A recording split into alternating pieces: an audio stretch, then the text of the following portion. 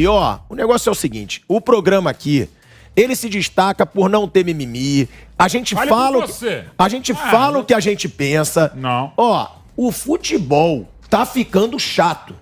Eu não sei se vocês concordam com esses treinadores hoje. Com esses treinadores hoje, a gente não vê mais futebol.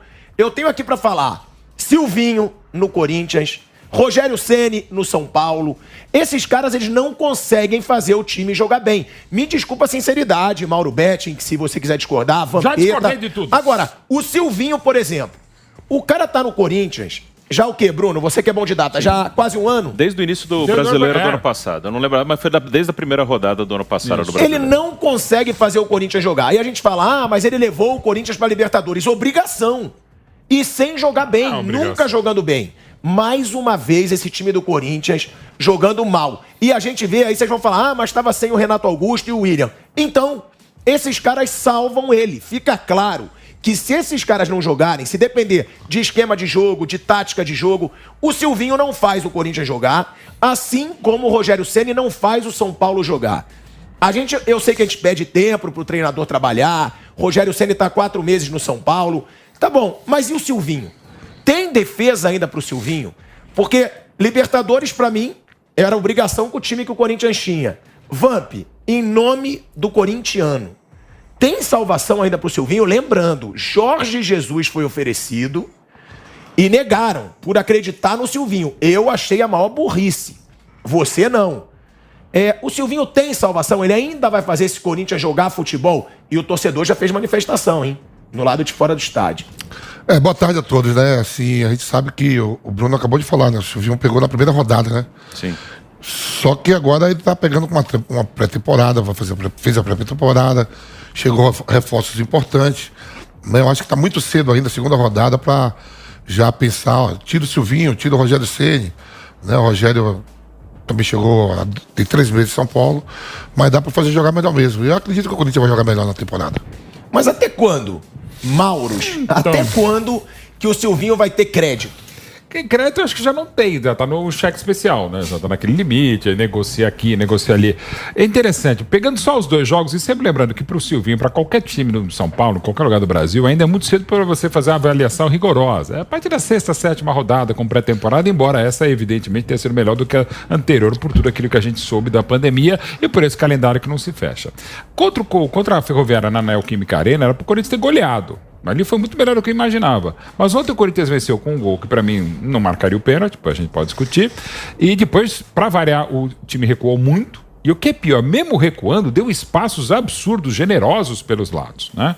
E jogou de novo muito mal. Praticamente teve um tiro longo no segundo tempo, comecei no jogo, mas nada. Assim, contra o time que bem montadinho o Santo André, mas, sabe, de novo, é muito preocupante, porque teve a pré-temporada, eu sei que é segunda rodada apenas, mas aí eu sou obrigado a dar razão a você. E quando eu sou obrigado a dar razão a você... Não é um bom ponto. Não, é um aí ponto fica positivo. difícil. Nada.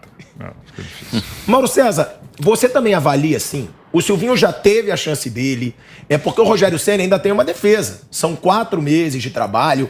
Agora, o Silvinho, há quanto tempo que a gente vê o Corinthians jogando do mesmo jeito?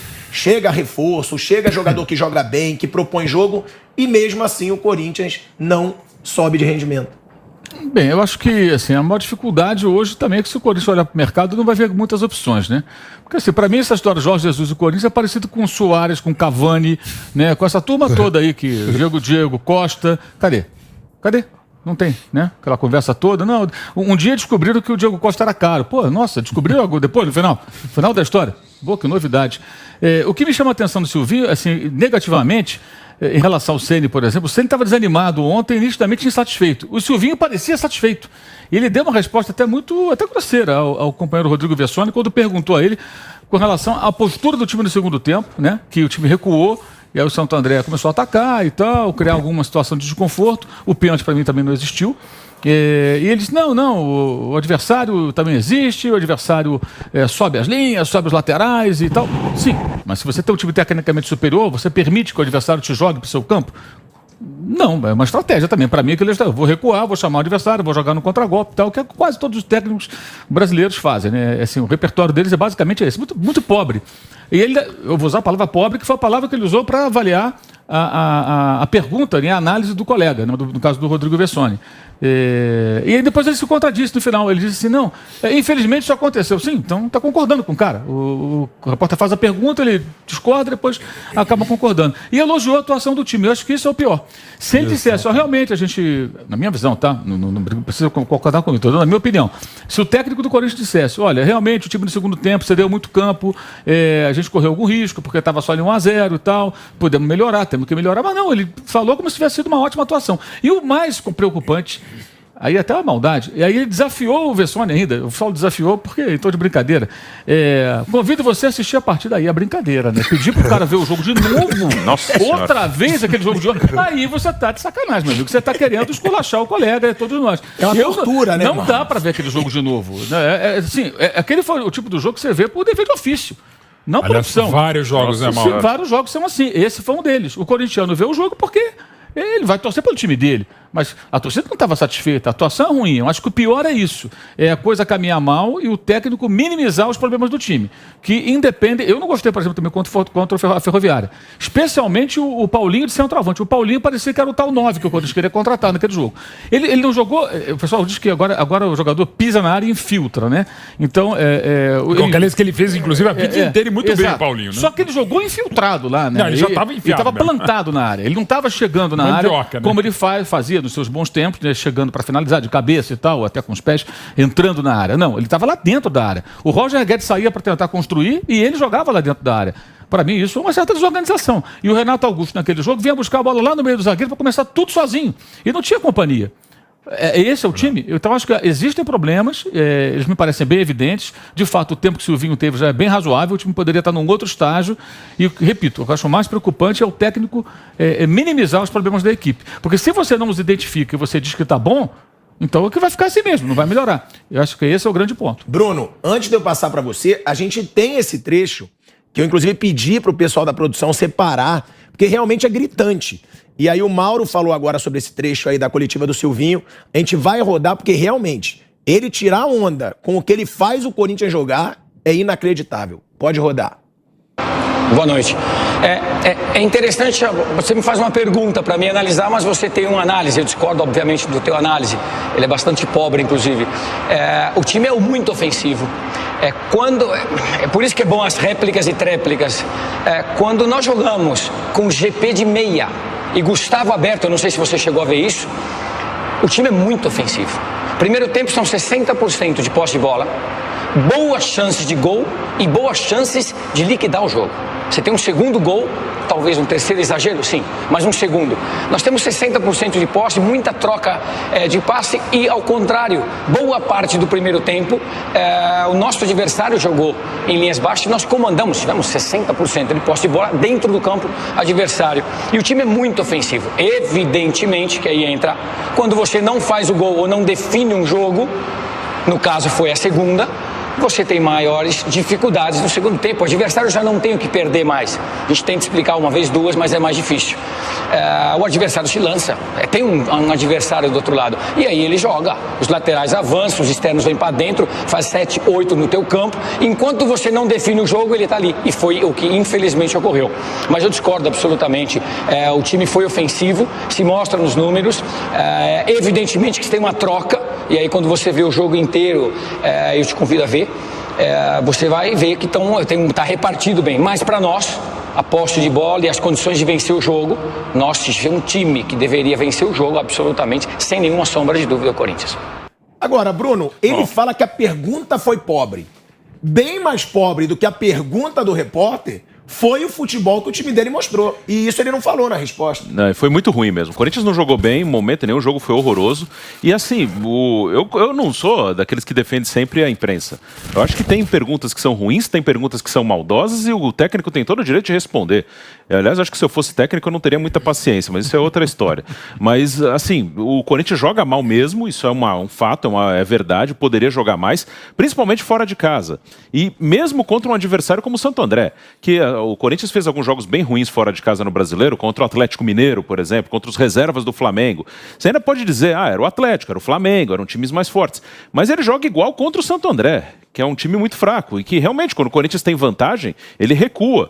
E não é um time tão rápido também para jogar no contra-ataque. Então, realmente, tem coisas aí que precisam melhorar. O desempenho fora de casa é muito ruim, mesmo no Campeonato Paulista, quando ele pega um adversário mais fraco do que ele pega no Brasileiro. Mauro Betting, eu não vou ficar em cima do muro. Pra mim, o Silvinho tem que cair. Pra mim, tem que cair. Pra mim, o Silvinho não é treinador pra esse Corinthians. Ele não vai fazer esse Corinthians jogar futebol. Ele já provou que ele não vai fazer esse Corinthians jogar futebol. Por enquanto, assim, o provou eu acho um termo muito forte e tal, mas assim, eu vou reiterar algo que até o Mauro falou, eu falo bastante também, só em relação à análise que o Silvinho fez. Das coisas que eu acho mais detestáveis no futebol brasileiro nos últimos anos é a análise dos treinadores brasileiros sobre o desempenho das equipes. Gente, qual o problema de dizer que jogou mal? Ou que foi subjugado pela equipe adversária.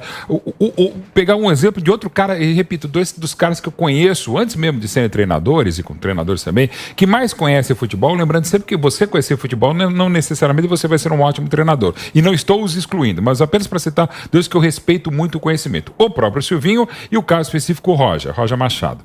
Quando ele perdeu para o Fluminense pelo Palmeiras em 2018 e logo depois ele foi demitido também pela entrevista coletiva, que parecia que era a primeira academia do Palmeiras jogando no Maracanã em 65. E foi uma atuação horrorosa, mais uma daquela situação, embora o desempenho à época fosse bom. Então o que o Mauro César falou agora é muito real. A análise, se for ver alguns jogos, e não estou falando só do Roger, do Silvio, de muitos treinadores, inclusive os mais experientes também. E pode brigar com a gente, pode brigar com os fatos também, com o futebol e tal, mas tá demais essa coisa, o dissociamento entre o que se vê em campo do que tá lá. Eu ainda acho que o Silvinho tem potencial. Eu não gosto de demitir ninguém. Da onde, Mauro? Da onde tem potencial? Ele tem muito. Ele no Lyon só passou vergonha. Não. Na Libertadores só passou vergonha. Na Champions ele até ganhou os jogos dele, mas não estava bem. Tá, 11 jogos, acho muito pouco. No Corinthians já dá tempo para sim. Eu, pessoalmente, até pelo apreço que eu tenho, profissional e pessoal, e pela história que ele construiu como treinador e pelo próprio Corinthians, eu ainda teria mais paciência.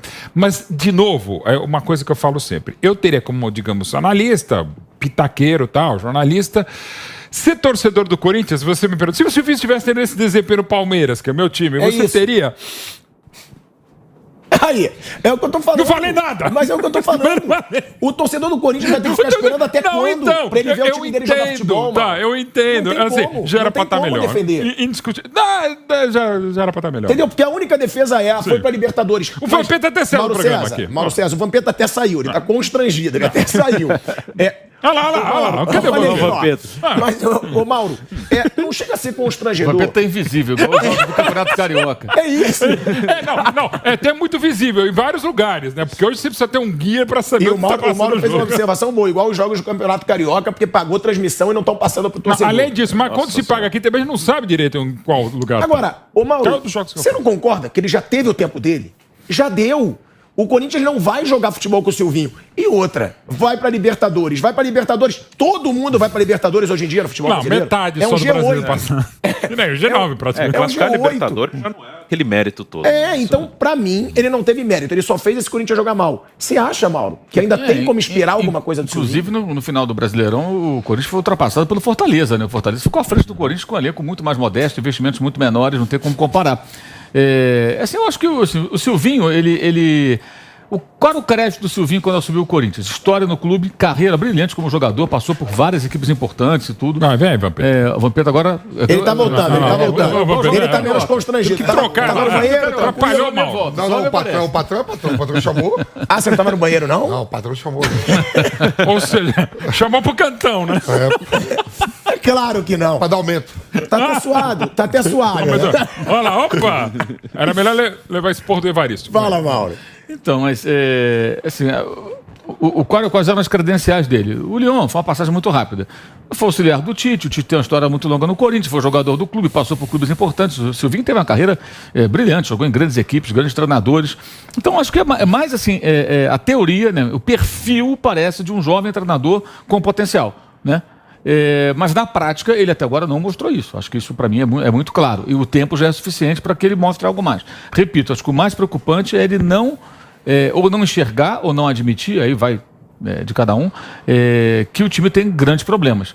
Inclusive no segundo tempo, o Fortaleza, o Santo André finalizou bem mais que o Corinthians. Foram 11-7. Primeiro tempo, o Corinthians finalizou mais, teve mais posse de bola, concordo. Acho que os números que ele fala ali, que ele cita na resposta ao Rodrigo Vessone, eles são mais compatíveis com a primeira metade do jogo. A segunda metade, não. Que é justamente quando o time de fato recua. Marca lá atrás. Recua, marca lá atrás e chama o Santo André. Isso é uma coisa que eu não consigo entender no futebol brasileiro, por que tantos treinadores fazem isso. E eu esperava do Silvinho algo diferente. Como, por exemplo, eu sou o Corinthians, jogo contra o Santo André, eu faço 1-0 num pênalti que eu ganhei de presente ainda por cima, porque acho que não foi pênalti.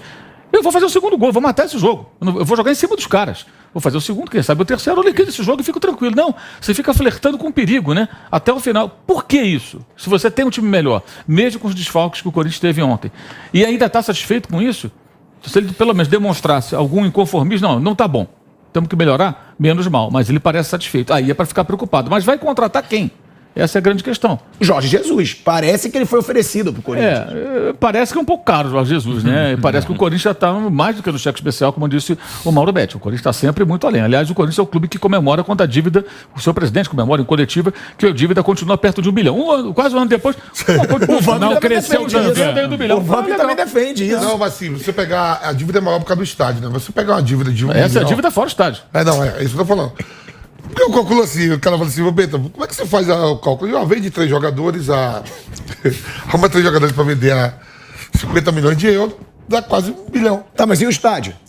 O estádio ninguém vai pegar e botar nas costas, levar e tirar. Essa teoria vampetista. Mas é mesmo, o cara não vai pegar, não tem como. Vai estádio ter que pagar. vai falar, A dívida tá lá, lá. A dívida tá lá. Vamos pegar o estádio. Vai estar lá em Itacara. Ninguém vai pegar o estádio e botar nas costas sem sair correndo com ele.